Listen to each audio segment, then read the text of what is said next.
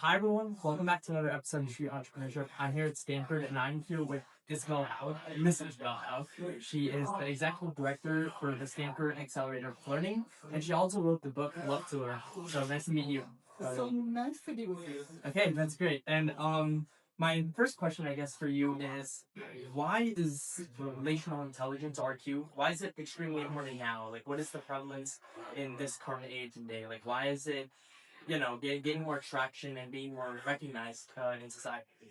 Yeah, there are essentially two big reasons. One is that we are in many ways in the midst of a relational recession. Mm-hmm. So whether children or young adults or adults less and less friends, we have less and less time for connection. So we are in the middle of feeling more and more lonely, all of us. So that's Probably due to AI. exactly one of the reasons is technology, but that's not the only reason. There are lots of other factors. Like pandemic maybe, or Pandemic would be another one, and a lot of other factors. For example, for young children play less, and play is actually when you develop your friendships and your entrepreneurship skills. Yeah. Because play is when you're like learning how to negotiate, how to interact with people. Anyway, so it is less and less play, and that's important for your reaction. And then the other big reason is AI. Mm-hmm. So AI right now is this incredibly powerful technology. Yeah. But the first primary application of it, especially Gen AI, has been conversational chatbots. Yeah. Okay. Conversational chatbots are essentially one human and one machine, as opposed to connecting us among humans. Doesn't mean that they can't connect us. Yeah. Just that the first application, the primary application right now, is very isolating. So, okay, so I just the talked plans might be, be even more isolating. So that's why relational intelligence by now is so critical to make sure that as AI continues to advance, we really continue focusing on human intelligence. Okay, all right, that's great. And I know, like, Sal on his Conmigo bot that he has incorporated, he actually openly like said it like kind of failed, I think, right? Like that project, because I think the teaching aspect of it was not really like incorporated well. If there's not really a teacher. So what is your thoughts on how AI is impacting the relational intelligence in education specifically? What the importance of having a teacher for that relational education, relational aspect. Thank you. That's teeing up the question so beautifully. So, Camigo, which is the Gemini chatbot that can actually build Wait.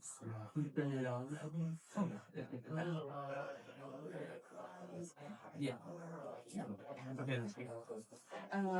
Camino is the conversational chatbot that can be built very early on when she went with OpenAI. So that kind has been very public recently on saying Camino is an interesting tool, but by itself, people are not really using them. So what he was observing is that students were not going to the chatbot and saying, "Oh, I'm going to do math exercises by myself on this chatbot." So you're trying to get the answer. Exactly. So what he is doing now is still using this technology. So Piano will continue existing, but it's not going to be embedded into the main Kanaka platform for teachers. So essentially realizing that yes, it's a great tool, but you need a motivation, the relational teacher or tutor. To keep them interested and curious. Curious, motivated, All right, great. And I think that kind of also leads into my next question, which was a lot of education in the past historically as well. I think it's been through mentorships and people who are doing like one-to-one interaction with like pupils, I guess, if that's the right word. So what is the problem I think you see with the current education system, maybe like with tests and things like that? That's all based on IQ, like your IQ and things like that. What is the problem with that? And is it possible to even revert back to that one-on-one mentorship type of learning? Yeah. So you are absolutely correct. We have an education really extraordinary progress on one dimension, which was access. So during the Industrial Revolution, we wanted as many people as possible to know how to read the basic language, write basic language, and early literacy to count it. So the optimization factor in education has been access. That has led to this large mixture Style of teaching. large classrooms. Because we wanted as many people into the door. And the good news is that we have succeeded. So globally, we now have more than 90% of kids on this planet, including from lower and middle income countries, who go to primary education. All very robust. It's very. However, kids are not learning, so we have access. But they are not, so when you look at learning outcomes are fluctuate in the US. In our schools, so from a learning outcome perspective, so indeed, have models of support for students and more and more personalized. We're really looking with something that we keep teachers and humans at the center of learning. Exactly.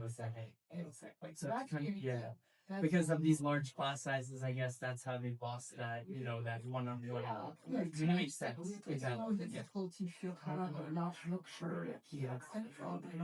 It's not personalized. I know I see support here for you. That's much established. Okay, so it's kind of finding that balance of how to keep, maybe use AI for that personalization and then keep on-site teachers in the same. Exactly. And teachers as relational agents or as really the ones who will guide, who will see you as an individual, who will motivate you, who will believe in what you can become. Okay, all right, sweet. And I guess my last question for you is a lot of talk around AI is that people are afraid that they're going to lose their jobs or they feel like, oh, they're not going to be sufficient anymore. AI is going to basically take over their role and be better than them. As, someone who focuses on relational intelligence and it's kind of what you, advocate for, right? How did you, get through all that noise of, basically people think they're losing their job? How did you get through that noise? Though, how did you keep it? How did it keep you going with what your work has been doing? What has inspired you really to pursue this even further? So there's one thing that you are working on that I love, which is entrepreneurship. I feel like having an entrepreneurial mindset in this future where one thing is for sure, all of us, including myself, we will have to continue adapting to new occupations, new jobs, or becoming an entrepreneur or having an entrepreneurial mindset. Very adaptable. Society is a challenge, which is what you're working on, so exciting. And then maybe even more connected to relationships and relational mindset. How the piece that also making very close with the new economists saying about the future economy. And many of them are now fighting on the scheme of the future of the relational. So literally, you have permanent economists fighting on relational relational skills. Alex That's, for example, with from the University of Chicago. Now predicting that 50% of jobs by 2050 will be in what it calls the relational sector. Oh, okay. So if 50% of jobs are in the relational sector, they need to teach relational skills. Exactly, to get them prepared for it. Exactly. So all of us try to my view that we need to not only for the future of the human species, but also for future of work. Think about business relationships around Okay. Thank you so much for your time. And thank you guys for watching. Thank you so much.